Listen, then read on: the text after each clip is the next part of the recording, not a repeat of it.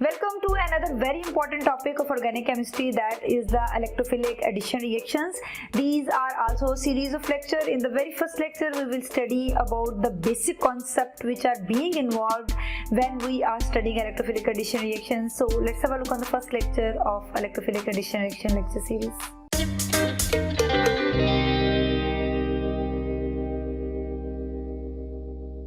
Electrophilic addition reactions, जैसा कि नाम से जाहिर है, ये वो रिएक्शंस होते हैं जिनमें इलेक्ट्रोफाइल किसी स्पीशीज़ के अंदर जाके ऐड होता है।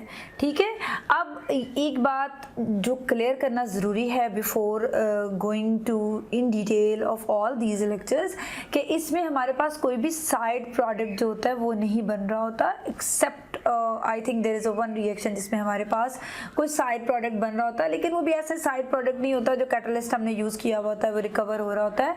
तो हमारे पास जितनी भी रिएक्टिव स्पीशीज़ होती हैं वो सब एड अप होके एक सिंगल प्रोडक्ट बना लेती हैं। ठीक है, तो इन दिस लेक्चर जो हमारा पहला लेक्चर है इलेक्ट्रोफिलिक एडिशन रिएक्शंस का, उसमें हम सारे छोटे छोटे कॉन्सेप्ट से गो थ्रू होंगे जो आइंदा आने वाले जितने भी इसके लेक्चर्स हैं जिसमें हम डिफरेंट तरह के रिएक्शंस को स्टडी करेंगे जिनमें इलेक्ट्रोफिलिक एडिशन रिएक्शन पॉसिबल होता है। तो हम उनकी डिटेल्स जानने से पहले उनके बेसिक कॉन्सेप्ट जो है इसको स्ट्रॉन्ग करेंगे। ये कॉन्सेप्ट्स आइंदा आने वाले तमाम लेक्चर्स में अप्लाई होंगे, तो इनके बारे में आप लोग क्लियर हो जाएं जितना पॉसिबल है। इस वीडियो को आप जो है वो बार बार देखें। ठीक है, होपफुली आपको देखने की ज़रूरत नहीं पड़ेगी because it is very basic और छोटी छोटी चीज़ें हैं जिनको बस आपने माइंड में रखना है। सबसे पहली बात जिस तरह मैंने की कि इलेक्ट्रोफाइल जो होता है ये अटैक करता है किसी स्पीशीज़ के ऊपर और उसमें जाके मर्ज हो जाता है, उसका हिस्सा बन जाता है। लेकिन इलेक्ट्रोफाइल का अकेला तो नहीं होगा, डेफिनेटली कोई मॉलिक्यूल होगा जिसके अंदर से इलेक्ट्रोफाइल जनरेट होगा, तो वो एक स्पीशीज़ होगी हमारे पास जो कि इलेक्ट्रोफाइल और न्यूक्लियोफाइल का मिक्सचर होगी। Electron rich species, electron rich species कौन सी होंगी जिनमें डबल या ट्रिपल बॉन्ड होंगे। तो हमारे ये जो रिएक्शंस हैं हम इनको अल्कीन्स में स्टडी करने वाले हैं। ठीक है, डबल बॉन्डेड कार्बन में ये जो होगा इलेक्ट्रोफाइल जाके ऐड होगा, एक कार्बन के ऊपर इलेक्ट्रोफाइल होगा तो दूसरी कार्बन के ऊपर उसी मॉलिक्यूल के अंदर मौजूद न्यूक्लियोफाइल जो होगा वो जाके ऐड करेगा। ठीक है, ऐसा हरगिज नहीं होगा कि एक ही कार्बन के ऊपर, फॉर एग्जांपल ये वाली कार्बन है तो इसी के साथ अगर इलेक्ट्रोफाइल अटैक कर रहा है तो इसी के ऊपर आके न्यूक्लियोफाइल भी अटैक करे। न्यूक्लियोफाइल हमेशा साथ वाली कार्बन के ऊपर जो कि इलेक्ट्रॉन डेफिशिएंट होगी उसके ऊपर जाके अटैक करेगा। अब ये इलेक्ट्रॉन डेफिशिएंट कार्बन किस तरह से प्रोड्यूस होती है, किस तरह से ये सारा मैकेनिज्म फॉलो होता है वो हम स्टडी करने वाले हैं। कुछ important point electrophilic substitution reaction के जो आपके बारे में, जो आपके लिए बेसिकली जानना ज़रूरी है वो यही कि ये इलेक्ट्रोफाइल और इलेक्ट्रॉन रिच स्पीशीज़ का मिक्सचर होता है। इसमें दो तरह के रिएक्टेंट्स इन्वॉल्व होते हैं, एक इलेक्ट्रोफाइल और न्यूक्लियोफाइल जो होगा वो डेफिनेटली मॉलिक्यूल के अंदर मौजूद होगा, लेकिन उसके बारे में इतना ज़्यादा स्टडी करना ज़रूरी नहीं है। हमारा जो कंसंट्रेशन है इन रिएक्शंस में इलेक्ट्रोफाइल, उसकी नेचर और किस तरह का इलेक्ट्रोफाइल हम यूज़ कर रहे हैं उसके ऊपर है। ठीक है, फिर उसके बाद एक इलेक्ट्रॉन रिच स्पीशीज़ है, ये इलेक्ट्रॉन रिच स्पीशीज़ है। इलेक्ट्रॉन रिच स्पीशीज़ कौन सी होती हैं? जिनके पास फ्री इलेक्ट्रॉन्स होते हैं, लोन पेयर्स होते हैं, नेगेटिव चार्जेस होते हैं, they all are electron rich species. ठीक है, अब इसके बाद दूसरा इंपॉर्टेंट पॉइंट एडिशन होता है दो सिस्टम्स का, एक सिस्टम ये है, एक सिस्टम ये है, दोनों सिस्टम आपस में मिलते हैं और एक सिंगल इंटाइटी बना लेते हैं, एक सिंगल मॉलिक्यूल की शक्ल इख्तियार कर लेते हैं। ठीक है, एडिशन रिएक्शंस दो डिफरेंट तरह की स्पीशीज मिलेंगी और एक नया मॉलिक्यूल बनाएंगी। दो डिफरेंट तरह की स्पीशीज किस तरह की होंगी? एक ऐसी स्पीशीज होगी जिसमें एक इलेक्ट्रोफाइल होगा और एक न्यूक्लियोफाइल होगा। दूसरी स्पीशीज क्या होगी? इलेक्ट्रॉन रिच स्पीशीज होगी और वो दोनों एक दूसरे के साथ मिलेंगी और एक प्रोडक्ट बना लेंगी, एक सिंगल प्रोडक्ट बनाएंगी। ठीक है, अब आते हैं मैकेनिज्म की तरफ। एक जनरल मैकेनिज्म हम पढ़ रहे हैं, ये वो मैकेनिज्म है जिससे गो थ्रू होके आप तमाम इलेक्ट्रोफिलिक एडिशन रिएक्शन के मैकेनिज्म जो है उनको डिजाइन कर सकते हैं। Depending upon the time of the reaction इस मैकेनिज्म में थोड़ी बहुत चेंजेस जो हैं वो आ सकती हैं। जिस तरह ये टाइप ऑफ रिएक्शंस हैं तो किस तरह के यहाँ पर हमारे पास जो है वो अटैकिंग इलेक्ट्रोफाइल और न्यूक्लियोफाइल मौजूद हैं उनके लिहाज से, और यहाँ पर हमारे पास स्पीशीज किस तरह की हैं, प्लेनर है, नॉन प्लेनर है, सिमेट्रिकल है, अनसिमेट्रिकल है, थोड़ा बहुत जो है वो रिएक्शन मैकेनिज्म में माइन्यूट सा चेंज देखने में मिलेगा, वो हम डिटेल से डिस्कस कर लेंगे जब भी हम इन टाइप्स के मैकेनिज्म को डिटेल से डिस्कस करेंगे, ठीक है। लेकिन जनरल मैकेनिज्म जो फॉलो होता है उसमें यही है, ये 2 स्टेप मैकेनिज्म है। पहले दोनों स्पीशीज रिएक्ट करती हैं, एक एक्टिव स्पीशीज जनरेट होती है जिसको कार्बोकैटायन आयन कहते हैं, इलेक्ट्रॉन डेफिशिएंट स्पीशीज, और उसके ऊपर फिर लास्ट स्टेप में जो है न्यूक्लियोफाइल आके अटैक करता है, ठीक है।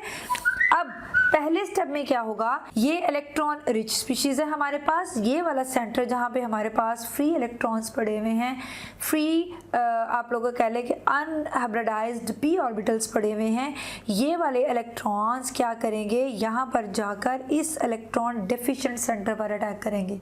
हमेशा electron rich area electron deficient area पे जाके अटैक करता है, electron deficient area electron rich area पर आके अटैक नहीं करता। तो एरो हमेशा यहाँ से इस तरफ जाएगा, ये जाएगा तो ये वाला बॉन्ड जो होगा ब्रेक हो जाएगा, क्योंकि हाइड्रोजन जो अपना जो एक इलेक्ट्रॉन क्लोरीन के साथ शेयर किया हुआ था बॉन्ड बनाने में, अब वो उससे वापस ले लेगी और अपना बॉन्ड इन दोनों कार्बन में से किसी एक कार्बन के साथ बना लेगी। क्योंकि ये दोनों कार्बन सेम कार्बन्स हैं, दोनों के साथ दो हाइड्रोजन्स हैं, दोनों ने एक दूसरे के साथ डबल बॉन्ड बनाया हुआ है, इनमें कोई डिफरेंस नहीं है, हम कुछ डिफ्रेंशिएट नहीं कर सकते। हाइड्रोजन इन दोनों कार्बन में से किसी एक कार्बन के साथ जाके अटैच हो सकती है।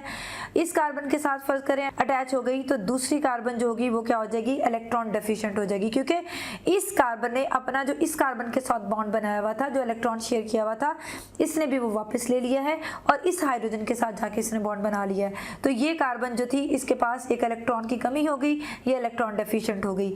अब इस एनवायरनमेंट में क्या मौजूद है, ये क्लोराइड आयन यहीं पे मौजूद है, इलेक्ट्रॉन रिच स्पीशीज है, एज ए न्यूक्लियोफाइल बिहेव करेगा, इस इलेक्ट्रॉन डेफिशिएंट सेंटर के ऊपर जाके अटैक करेगा और हमारे पास ये प्रोडक्ट बन जाएगा, जिसमें एक तरफ हमारे पास हाइड्रोजन लगी हुई है और दूसरी तरफ जो है वो क्लोरीन लगी हुई है। ये सिमेट्रिकल मॉलिक्यूल है। सिमेट्रिकल मॉलिक्यूल मतलब एक ही तरह की दो कार्बन्स हैं, दोनों कार्बन्स में किसी के साथ भी हाइड्रोजन लग सकती है, किसी के साथ भी क्लोरीन लग सकती है, ठीक है।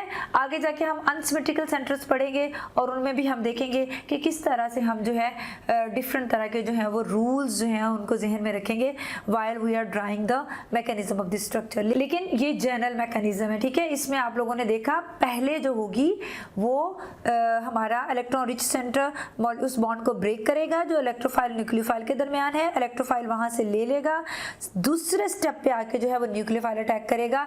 अब इस मॉलिक्यूल में जो है वो कहीं पे भी न्यूक्लियोफाइल पहले अटैक नहीं कर रहा, तो as a name indicates these are the electrophilic addition reactions, ठीक है। की पॉइंट्स हैं कुछ जिनको जहन में रखना जरूरी है while you are studying about the electrophilic addition reaction, या कोई भी ऐसा रिएक्शन है आपसे कहा जाता है कि इलेक्ट्रोफिलिक एडिशन रिएक्शन इसका मैकेनिज्म लिखें, तो ये पॉइंट्स आपने जहन में रखने हैं। सबसे पहले आपको उस रिएक्टिव स्पीशीज में इलेक्ट्रोफाइल जो है उसकी रिकग्निशन होनी चाहिए कि कौन सा इलेक्ट्रोफाइल है। फॉर एग्जाम्पल इस स्पीशीज में हमें पता है कि hydrogen is acting as a electrophile, electrophile जो है उसको आइडेंटिफाई कर लीजिए। सेकेंड स्टेप में हमेशा इलेक्ट्रोफाइल जो होता है वो मॉलिक्यूल के अंदर पहले जाके ऐड होता है, इस डबल बॉन्ड के अंदर इलेक्ट्रोफाइल जाके पहले ऐड हो रहा है, ठीक है, फर्स्ट स्टेप में।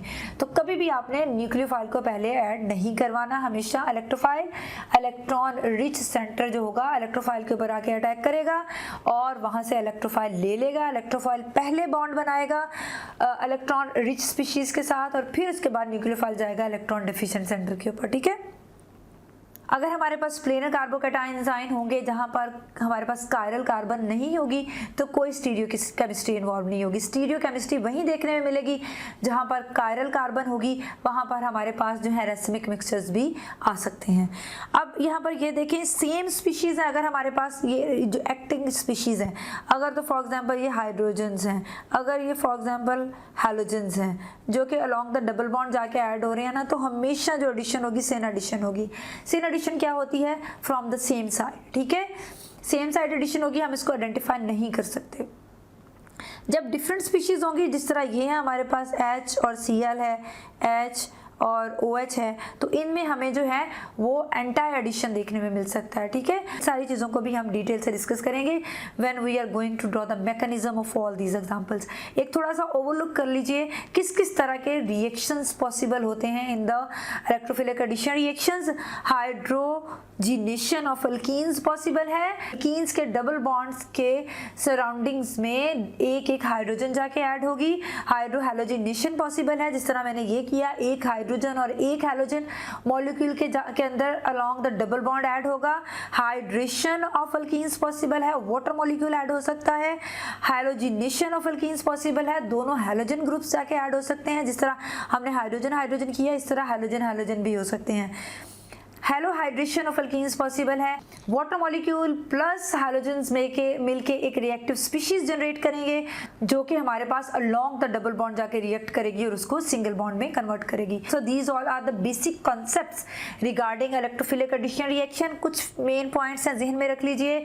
दो स्पीशीज इन्वॉल्व होती हैं रिएक्शन में, एक इलेक्ट्रॉन रिच स्पीशीज होती है और एक ऐसी स्पीशीज होती है जिसमें एक इलेक्ट्रोफाइल और एक न्यूक्लियोफाइल होता है। हमेशा इलेक्ट्रॉन रिच स्पीशीज जो होती है उसके फ्री इलेक्ट्रॉन डेफिशिएंट इलेक्ट्रोफाइल पे अटैक करते हैं और उसको अपने साथ पहले जोड़ते हैं। सेकंड स्टेप में क्या होता है, जो कार्बोकैटायन आयन बनता है उसके ऊपर एनवायरनमेंट में मौजूद न्यूक्लियोफाइल जाके अटैक करता है और एक सिंगल कंपाउंड बनता है from two different kind of reactants. ठीक है, हमेशा जो होगा इलेक्ट्रोफाइल पहले जाके अटैक करेगा। आपको अपने जो रिएक्टिव स्पीशीज हैं उसके अंदर इलेक्ट्रोफाइल आइडेंटिफाई करना बहुत ज़रूरी है। जो प्लेनर मॉलिक्यूल्स हैं उनके अंदर कोई स्टीरियोकेमिस्ट्री इन्वॉल्व नहीं होती, स्टीरियोकेमिस्ट्री वहीं पे इन्वॉल्व होगी जहां पर हमें कायरल सेंटर देखने में मिलेगा। अगर एक ही तरह की एक्टिंग स्पीशीज हैं जिस तरह हाइड्रोजन्स हैं हैलोजन्स हैं तो हमारे पास हमेशा साइन एडिशन आएगा। साइन एडिशन क्या होता है, फ्रॉम द सेम साइड। बाकी स्टीरियोकेमिस्ट्री क्या है, किस तरह से stereochemistry stereo structure organic chemistry में ड्रॉ करते हैं, बेसिक कॉन्सेप्ट क्या है, कहाँ से शुरू हुई कहाँ पर ख़त्म हुई, सारी डिटेल लेक्चर्स मेरे जो हैं स्टीरियोकेमिस्ट्री की प्लेलिस्ट में पड़े हुए हैं। यूट्यूब में जाके आप स्टीरियोकेमिस्ट्री बाय डॉक्टर रिजवाना लिखेंगे तो वहाँ पर भी आपको सारे स्टीरियोकेमिस्ट्री के लेक्चर्स जो हैं वो डिटेल से मिल जाएंगे। बहुत इंपॉर्टेंट टॉपिक है स्टीरियोकेमिस्ट्री, उसको ज़रूर समझिए if you want to make your concept strong regarding organic chemistry. और जो लास्ट पॉइंट है यहाँ पर वो हम डिस्कस कर रहे थे कि अगर डिफरेंट तरह की एक्टिंग, अगर डिफरेंट तरह के जो हमारे पास मॉलिक्यूल्स हैं जिसमें इलेक्ट्रोफाइल और न्यूक्लियोफाइल इन्वॉल्व हैं तो वो एंटी एडिशन जो है उसमें पॉसिबल होगा। ठीक है, किस किस टाइप के रिएक्शंस हैं ये पड़ा हुआ है इस बोर्ड का, आप लोग स्क्रीनशॉट ले सकते हैं। स्क्रीनशॉट लेने से ये होगा कि इसमें अंदर जो भी इंपॉर्टेंट मेन पॉइंट्स हैं वो जब भी आप चाहें जो है उनको रिवाइज कर सकते हैं। So this is all about the first lecture of electrophilic addition reactions. We will meet soon in the next lecture. Till then, stay happy, keep learning, and don't forget to subscribe my channel and follow me on my Instagram and Facebook page, and also join my Facebook group by the name of Mystery of Chemistry. All the links are available in the description box और comment section में अपना feedback जरूर देते रहें।